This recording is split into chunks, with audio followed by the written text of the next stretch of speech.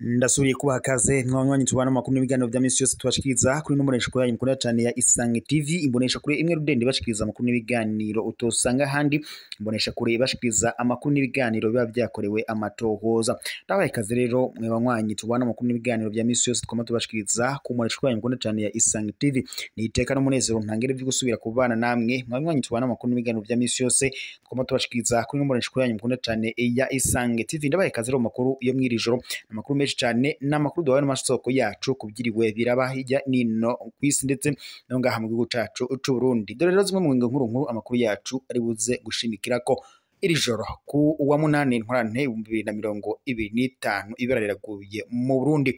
Igitero kinjiye mu Burundi giteye ubwoba. Namakuru duhawe n'amasoko yacu kubireye ku kibuga c'indege Bujumbura kuri ngubu ibara riraguye. Abasoda baragandaguwe, ibiziga birambaraye mu kibuga c'indege i Bujumbura. Biravuga ko coba ari igitero giturutse hanze y'igihugu, gusa amakuru duhawe n'amasoko yacu avuga ko hoba harimo imigwi yitwaje ibigwanisho. Kuri Prime Niyongabo aragambanye Perezida Evariste Ndayishimiye agiye mu yabiri, abasoda batagira ibiharuro bakaba bagandaguriwe ku kibuga c'indege i Bujumbura mw'iri joro. Ku kibuga c'indege Melchior Ndadaye i Bujumbura ibara riraguye nk'uko namwe muriko murabiraba ku masanamu. Amakuru duhawe n'amasoko yacu aravuga ko umugwi witwaje ibigwanisho utaramenyekana ukoze ibara ku kibuga c'indege i Bujumbura. Namakuru rero avuye ijya nino hatandukanye adushikiye nyine kubimaze kubera ngaha mu gihugu cacu c'u Burundi. Tunyarukiye mu bindi biriko biravugwa ngaha mu gihugu cacu c'u Burundi. Gitega hariko aravuga ko harimo haraba ikena ryo kubura amazi. Amakuru ndabona amasoko rero ngaho nyene Igitega aravuga kubera kubura amazi abene gihugu bo mu makariti atandukanye nka Shatanya ndetse na Mushasha bahavuye biyubakira ngo utuvomo twobafasha kuronka amazi mu mwonga. Ibyo kubura amazi ngo bisa n'ivyabaye akamenyero ku bene gihugu bo mu makaritiye atandukanye ya komine Gitega. Ababa mu makaritiye ya Shatanya ndetse na Mushasha bahavuye ngo baza barashira uturingoti mu myonga ahasanzwe ngo haca amazi kugira bisahirize.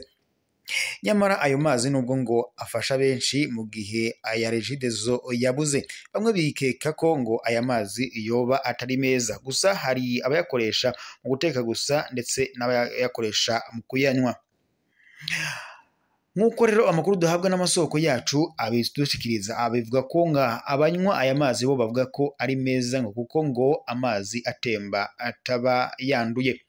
Bamwe mu bakozi bo mu nzu bagira bati ni meza kuko duhora tuyashira ku meza, abakoresha bacu bakayanywa kandi ntibaratubwira ko aba ari mabi. Abo bene gihugu rero basaba ko ngo hogwizwa amavomo kuko abiri ahasanzwe ngadashobora kukwira izo karitiye zibiri. Mu gisata kijejwe amazi muri komine Gitega bamenyesha ko ngo higeze kuba irindi soko ry'amazi ariko ngo riraheba, ryaciye rihebwe kuko ngo ryari ryegereye imihana ngo bigatuma hoba hari nyene imicafu iva muri iyo mihana mu tuzu twa sogumwe ndetse ngo agaca acafuza ayo mazi. Gusa bemera ariko ko ngo bagiye kuza ngo kuraba kugira ngo barabe ko hari ahashobora kuba hakubakwa ayandi mabombo y'amazi. Nayo mu yandi makuru Rumonge biravuga ko habonetse ikena ry'intebe ku mashuri shingiro atandukanye nk'ishuri rya Gatoneka, ngo hari abana bamwe bakurikirana ivyirwa byabo bicaye hanze. Nkuko rero amakuru twahawe n'amasoko yacu ngaha muri komine Muhuta intara ya Rumonge abivuga ku ishure shingiro rya Gatoneka haribonekeza ubukene bw'intebe zo mu mashure, ibituma ndetse hari abana bakurikirana ivyirwa byabo bicaye hasi, bituma ndetse abanyeshuri batiga neza. Nkuko amakuru duhabwa n'amasoko yacu ngaha kuri iri shure shingiro abivuga, ico kibazo cikena ry'intebe kiri kuri iryo shure kiribonekeza kandi no mu bundi buyobozi bw'indero mu ntara zitandukanye, kikaba kandi kiri mu bihanze igisata c'indero ngaha mu Burundi kuko bituma abana biga batorohewe, ibica binatuma ndetse umwimbu mu mpera z'umwaka utagenda neza nk'uko bikwiye. Mu bushikiranganji bw'indero n'ubushakashatsi buramaze gushira inguvu ziboneka mu gutorera inyishu ico kibazo, aho hari n'amashuri amaze kuronswa intebe zitari nke, ariko hari ahatari hake ico kibazo kicibonekeza. Ico mumenye nuko ivyo biruko mu gihe kandi umwana wese yari afise uburenganzira bwo gukurikirana ivyigwa vyiwe neza mu ntumbero yo kubandanya hubahirizwa agateka kiwe. Kuri iryo shure rya Gatoneka bagasaba ko ubushikiranganji bwo bafasha gutorera inyishu ico kibazo c'ikena ry'intebe.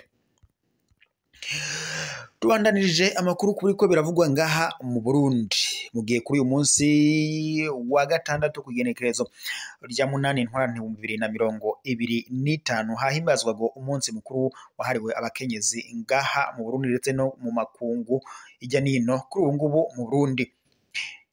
Ukaba wahimbarijwe ngaha nyene mu gihugu c'u Burundi mu ntara ya Bubanza. Nkuko rero amakuru twahaye n'amasoko yacu byashikirijwe n'umukuru w'igihugu c'u Burundi Evariste Ndayishimiye, nkuko yari yitabiriye ibi birori ndetse n'umutambukanyi wiwe Angeline Ndayishimiye. Abagabo rero bahamagariwe gushigikira ndetse no gutera no kutabera intambamyi abakenyezi babo mu bikorwa by'iterambere ngo baba abariko cankwe bifuza kurangura. Ivyo rero byashikirijwe na nyene cubahiro umukuru w'igihugu c'u Burundi Evariste Ndayishimiye kuri uyu wa gatandatu igenekerezo rya 8 Ntwarante 2025 mu birori vyo guhimbaza umunsi mpuzamakungu wahariwe umukenyezi. Ku rwego rw'igihugu ukaba rero wahimbarijwe mu ntara ya Bubanza. Mu bagiye bafata amajambo yaba babura amatari w'intara ya Bubanza, urongoye ihuriro ry'abakenyezi ndetse n'abandi bose bakaba bakengurukiye leta y'u Burundi ku ntambwe ishimishije igeze ko mu gushigikira no guhagararira iterambere n'agateka by'umukenyezi.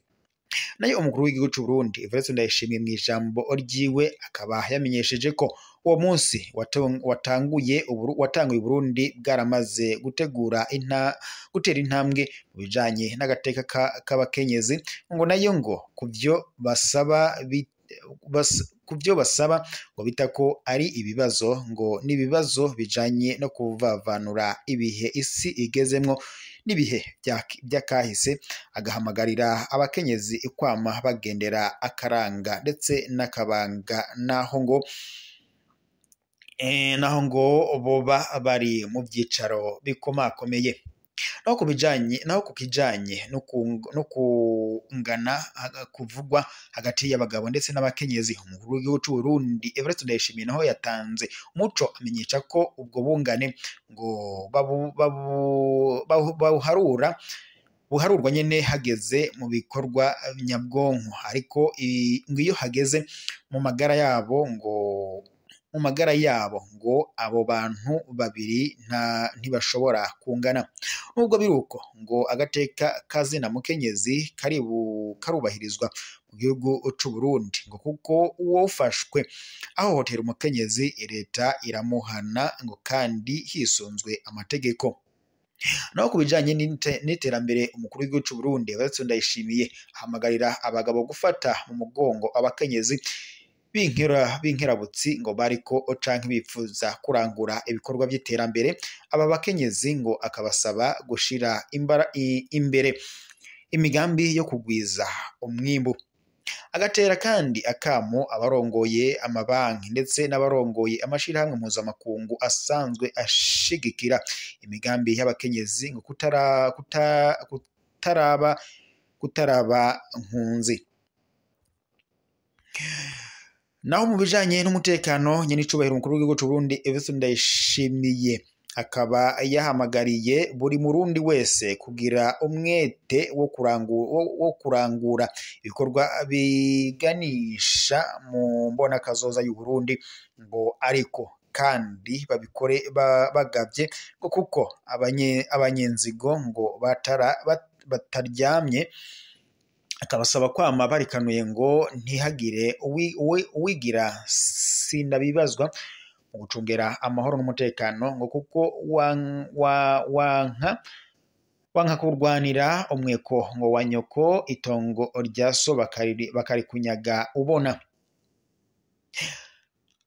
Gusa iyo twobibutsa ko twobibutsa nuko ivyo birori vyari vyatewe iteka kandi n'umutamukanyi w'umukuru w'igihugu c'u Burundi Angeline Ndayishimiye, icegera c'umukuru w'igihugu umushikiranganji wa mbere Gervais Rakobuca, icegera c'umunyamabanga mukuru mugambwe CNDD FDD wahoze arongoye Uburundi Sylvestre Ntibantunganya, uwahoze ari umutamukanyi w'umukuru w'igihugu c'u Burundi Denise Nkurunziza, wahoze kandi umuhuza w'abarundi ndetse n'abandi banyenicubahiro batandukanye, bakaba bari biteguye cyangwa se bari bitabiriye ibirori byo guhimbaza umunsi mukuru w'abakenyezi wahimbarijwe ngaha mu gihugu c'u Burundi mu ntara ya Bubanza. Reka rero amakuru yacu yo mw'iri joro tube tuyasozereye ngaha, turaza gusubira mu makuru ya mu gitondo, amakuru tuza kuba twahawe n'amasoko yacu kubiza kuba bizindutse bivugwa ijya nino, haba muri politike, haba muri mu nkino, haba mw'iperereza ndetse n'ahandi ijya nino hatandukanye. Turaza kuba avira imuzingo turaba amakuru ku buryo bw'idonido ibize kuba biriko biravugwa ngaha mu Burundi. Reka rero mbahe yambu mbashimire kuba mwabandanye mukurikira amakuru n'ibiganiro tubashikiriza, ikambare ko amakuru yacu yo mw'iri joro tuyasozereye ngaha, turaza gusubira mu makuru ya mu gatondo. Gusa ndikubutse ufyonde sabo ndetse na partage kugira uzura buwambere kubona amakuru n'ibiganiro tugushikiriza kuri nomoreshwa ya mukunda cyane ya Isange TV, imbonesha kure imwe rudende gushikiriza amakuru n'ibiganiro utosanga ku zindi mbonesha kure. Reka rero nkubwarire ko amakuru yo mw'iri joro tuyasozereye ngaha, turaza gusubira mu makuru ya mu gatondo, amakuru tuza kuba twahawe n'amasoko yacu ari ijya nino.